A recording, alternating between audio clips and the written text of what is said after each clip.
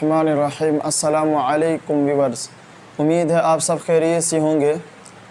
आज हम सूरतुल बकरा की पहली आयत का मशक करेंगे और इसमें खड़ी हरकत, बड़ी हरकत, कुछ हमने पिछले लेक्चर में सीखा उसके बारे में भी जानेंगे।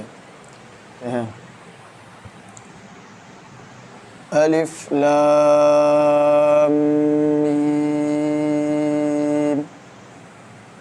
इधर देखिए, ज़ाल के ऊपर क्या है? खड़ा ज़बर। ज़ाल के ऊपर क्या है? खड़ा ज़बर। खड़ा ज़बर को क्या कहते हैं? खड़ी हरकत। अब इस ज़ाल को हम एक अलिफ के बराबर खींचेंगे। और इधर लाम के नीचे क्या है? ज़ेर। ज़ेर को क्या कहते हैं? पड़ी हरकत। इस लाम को नहीं खींचेंगे, झटका भी नहीं देंगे और मजहूल भी नहीं करें। मजहूल कैसे? ले, ठीक है, ज़ा ले, ठीक है। ज़ाली ज़ालिकल किताबु।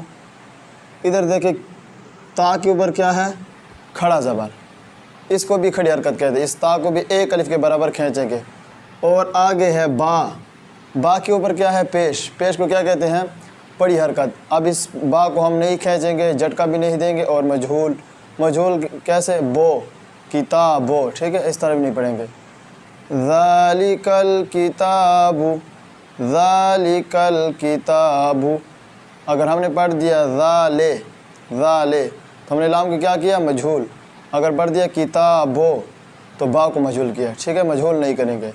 ज़ालिकल किताबु ला रैबा, ला रैबा।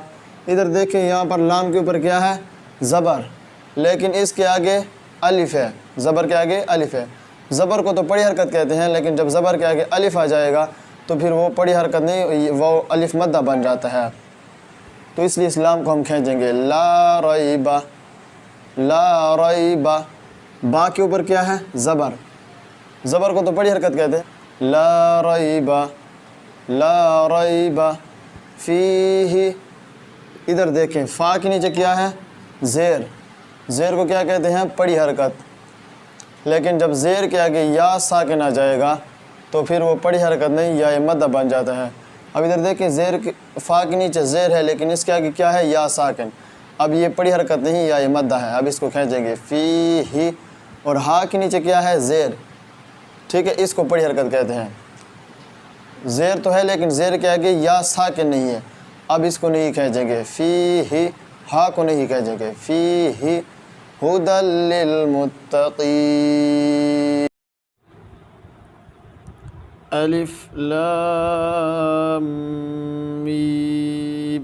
ज़ालिकल किताबु ला रैब फ़ीही हुदल लिल मुत्तक़ीन।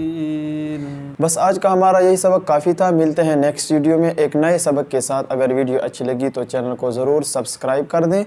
अल्लाह हाफ़िज़।